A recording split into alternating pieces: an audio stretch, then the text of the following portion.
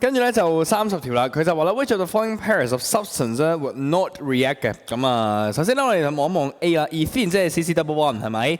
咁咧所以佢同呢一個 HCl 咧就會做到呢一個嘅 addition reaction 啦，所以係會做 reaction 就唔係我哋嘅答案。跟住啦 B propane 1啦，同埋呢一個嘅 phosphorus trichloride， 即係 PCl3。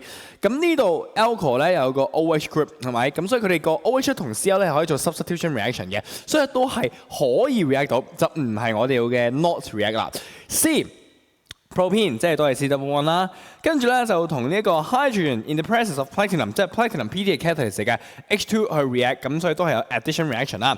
去到所以咧佢都係 react 到，所以就唔係佢答案啦。所以應該係 D 嚟嘅，點解咧？嗱 methyl propane 2睇落去有 alcohol 啦 ，acidified potassium dichromate solution 即係 oxidization， 咦唔係可以 oxidize 酒精嘅咩？但係呢個 alcohol 咧，你睇翻，如果係 propanol 嘅話咧，嗱 propane 2即係呢度啦。咁佢會插個 methyl group 咧，就冇得插左同右嘅，因為佢比較 butane 嘅，所以咧就喺中間插。